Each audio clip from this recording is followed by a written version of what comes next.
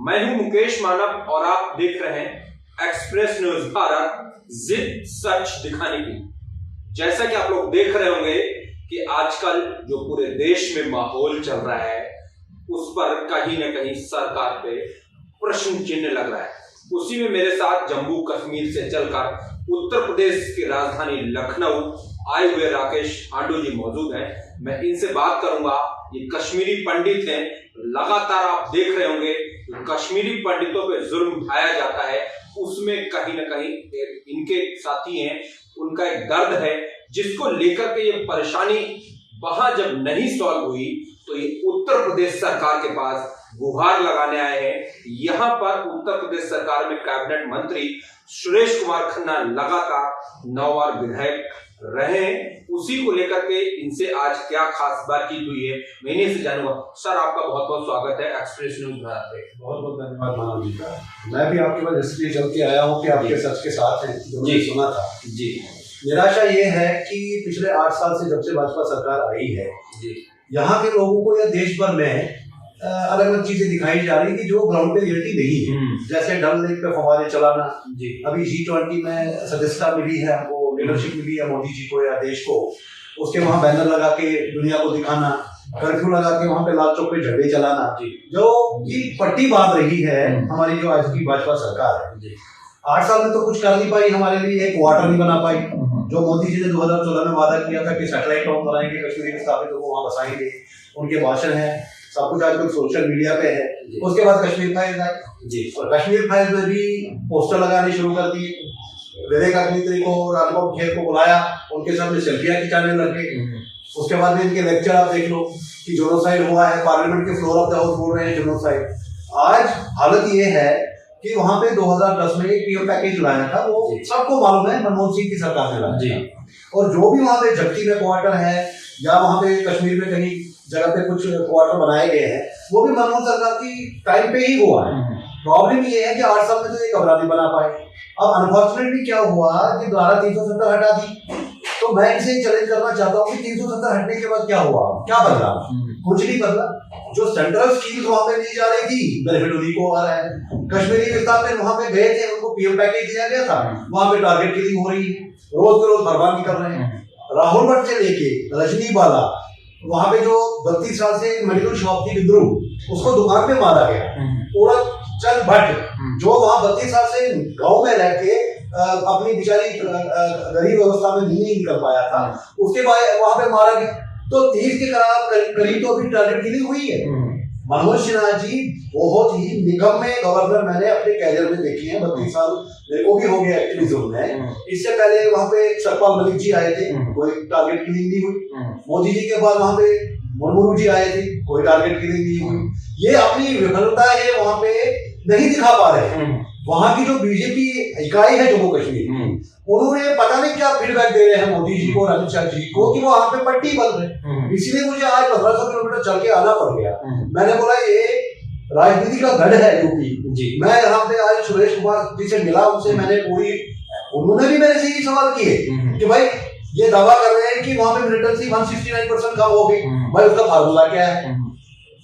नित्यानंद जी राय parliament के floor of the house बोल रहे हैं पहले कश्मीरी पंडित ज्यादा मरते थे, आप आज मर रहे हैं, कोई शर्म नहीं आ रही? मतलब जानों की कीमत ही नहीं है कोई। आज गवर्नर मनोज सिन्हा का एक कमा बयान हो रहा है कि इसको आप धर्म के आधार पर मत देखिए, इसको आप देख लीजिए कि वहां पे लोकल मर रहे हैं। अरे लोकल इसलिए मर रहे हैं कि वो वहां रह रहे हैं। या तो किसी के ऊपर ये लेबल होता है कि वो रिफॉर्मर है, या तो कोई वो जम्मू कश्मीर पुलिस का है, जो उनकी बात नहीं मानता उसको मारे। तो मैं उनसे सवाल पूछना चाहता हूँ, जो पीएम पैकेज के एम्प्लॉय वहां गए हैं, 2010 से वहां रह रहे हैं, 90% लोग वहां पे किराए के मकानों में रह रहे हैं, वो वहां से बेचारे ड्यूटी पे जाते हैं, उनकी क्या गारंटी है? राहुल भट्ट को ऑफिस के अंदर 4 कमरे क्रॉस करके 5 गोलियां रेंज से मारी गई। रजनी बाला को स्कूल में मारा गया, सतविंदर को स्कूल में मारा गया, दीपक चंद को स्कूल में मारा गया। तो क्या गारंटी दे सकते हो? अरे तुम पिछले 8 साल में एक कमरा नहीं बना पाए। अब आज क्या हो रहा है, कोई गवर्नमेंट का ऑर्डर निकलता है, इससे पहले कि वो ऑर्डर सर्कुलेट हो जाए वो टीआर के पास पहुंच जाता है। With name with address threatening letter issue हो रहे हैं। इस परिस्थिति में कश्मीरी पंडित जाएगा, पीएम पैकेज वाला जाएगा तो क्या गारंटी है उसकी कि वो वहां 4 कंधे टांगों से जाएगा और 4 कंधों से वापस लौट आएगा वहां से। तो क्या लग रहा है इसमें सरकार की आपको नाकामी नजर आ रही है? पूरी नाकामी है, विफलता है। हाँ। भाई आप कश्मीरी पंडितों की वहां पे बेचारे जो पीएम पैकेज में वो जानबूझ के जम्मू में थोड़ी धरना प्रश्न वो क्या मांग रहे हैं कि राइट टू लिव, हमें जीने दो। जीने का हक तो दुनिया भगवान ने सबको दिया है, आप उनकी जाने नहीं बचा पा रहे हो। अगर से उनकी आपने तनख्वाहें बंद कर रखी है, उनके घर में परिवार है, उनके बच्चे स्कूल नहीं जा पा रहे हैं, आप उनकी सुरक्षा नहीं कर पा रहे हो, तो इससे बड़ी विफलता क्या हो सकती है मनुष्य में? बहुत ही निकम्मा गवर्नर मैंने आज तक नहीं देखा है, जो ये निकम्मा गवर्नर आप लोगों ने यूपी वालों ने हमारे ऊपर थोप दिया। क्या लग रहा है, कभी ऑब्जेक्शन नहीं किया वहां के लोगों ने कि ये गवर्नर जो है यहाँ पे ये ठीक से काम नहीं कर रहे हैं, सरकार की जो छवि है वो पूरी तरीके से धूमिल हो रही है? मुझे लग रहा है कि इसको यहाँ पे चीफ मिनिस्टरशिप नहीं मिली, योगी जी यहाँ पे बन गए जो काबिल थे, इनको ऑर्गेनाइज करने के लिए जम्मू कश्मीर भेज दिया। ये बेसिकली पॉलिटिशियन है, वहां पे चाहिए एडमिनिस्ट्रेटिव हेड, इनको एडमिनिस्ट्रेशन के ऊपर कंट्रोल नहीं, इनके नाक के नीचे सब कुछ हो रहा है। आप ये बताइए, गवर्नमेंट ऑफिस में कोई ऑर्डर बनता है, उसकी कॉपी टीआरएफ के पास कैसे पहुंच रही है?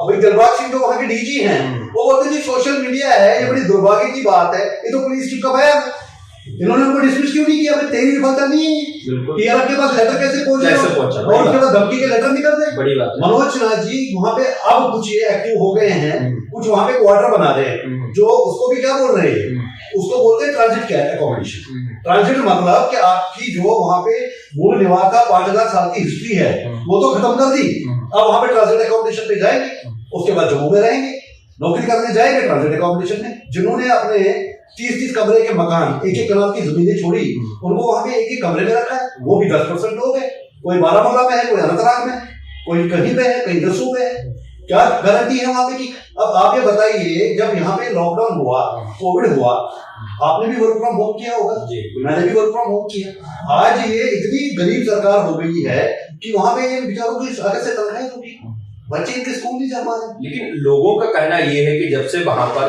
भारतीय जनता पार्टी की सरकार आई है, तब से बहुत लोग खुशहाल हैं, वहां पर एनकाउंटर नहीं हो रहे हैं, वहां पर पत्थरबाजी नहीं हो रही है। ये ऐसे प्रश्न वहीं के लोग ही तो बता रहे हैं कि नहीं, यहाँ पर जब मुफ्ती जी की सरकार थी तब ज्यादा विफलता थी, आज सरकार भाजपा की है तो लोग खुश हैं, और आप उस पर प्रश्न चिन्ह लगा रहे हैं। प्रश्न चिन्ह इसलिए लगा रहा हूँ कि 30 से ज्यादा तो एक साल में मारे गए हैं वहां पे टारगेट किलिंग में। राहुल भट्ट को क्यों मारा गया, रजनी बाला को क्यों मारा गया? मैं बिंद्रू का एग्जांपल दे रहा हूँ, जो 32 साल से वहां रह रहे हैं और वहां के लोग उसको पसंद करते हैं। उसने लोगों को वहां पे फ्री मेडिकेशन दी है, इलाज किया है। जब 90 में पीक पे टेररिज्म था, जब हम लोग निकले थे, जो आपने कश्मीर फाइल्स में देखा होगा, तब से लेके मुझे बताइए क्यों उसके बाद में कितने कश्मीरी पंडितों को वहां पे मारा गया? ये एक साल में क्यों किलिंग हो रही है? 2010 से पीएम पैकेज में वहां पे कश्मीरी पंडित गए हैं, ये एक तरफ से दिखाते हैं टूरिज्म। अब बताइए, आज तक आपने कोई वारदात सुनी है जब से बीजेपी सरकार आई है कि एक भी टूरिस्ट के ऊपर हमला हुआ है? क्यों? वो जाते हैं, वो इनकी इकोनॉमी चलाते हैं, उनके पैसे से ही हथियार खरीदा जा रहा है। कश्मीरी पंडित इनको पसंद नहीं है क्योंकि वहां का मूल निवासी है। आप यूपी से जाओगे, 4 दिन रहोगे, होटल में रहोगे, एयरपोर्ट में रहोगे, आपको दिखाया जाएगा श्रीनगर, कश्मीर खाली लाल चौक और डल लेक नहीं है, गुलमर्ग और पहलगाम नहीं है, बारामूला है, अनंतनाग है, इतने गाँव में लोग रह रहे हैं वहां पे, जहां से हम पलायन करके आए हैं। ये वहां पे वही तो बता रहा हूं मैं आपको, ये जश्न कश्मीर मना रहे हैं। भाई किस बात का जश्न कश्मीर? सवाल ये है कि धारा 370 हटने के बाद मैं बीजेपी से सवाल करता हूँ, कितने अदानी अंबानी आए, कितनी इंडस्ट्रीज लग गई वहां पे? ये बोल रहे पत्थरबाजी बंद हो गई तो पिस्टलबाजी आ गई। ये पिस्टल कहां से आ रहा है? 2 दिन पहले ही वहां पे बारामूला में एक लोकल मुस्लिम के ऊपर गोली चली है, वो बार-बार बच गया। वो बोल रहा है कि मेरे को बताओ, ये सीआरपी का कैंप, ये आर्मी का कैंप, ये पुलिस थाना, और बंदे आगे फैरन उठाया और उसके ऊपर फायरिंग कर दी। ये तो लोकल वहां का बोल रहा है। तो खोखले दावे मनोज सिन्हा के तो बीजेपी की तो एक्सपोर्ट हो ही रहे हैं। ये सोशल मीडिया है। 90 में तो हमारे पास मीडिया नहीं था कि आप लोगों ने, अब पता चला आप लोगों को कश्मीर फाइल्स के द्वारा कि हमारे साथ क्या हुआ, जबकि कश्मीर फाइल तो 1% भी नहीं है। आप 5 लाख कश्मीरी पंडितों से मिलोगे, 5 लाख स्टोरी आपको पता चलेगी। ये हालत है आज की डेट में वहां पे। इनका कंट्रोल खत्म हो चुका है। मुझे लग रहा है मनोज सिन्हा जी को यहाँ पे सीएम सीट नहीं मिली है, इसीलिए वहां पे ये जिद निकाल रहे हैं।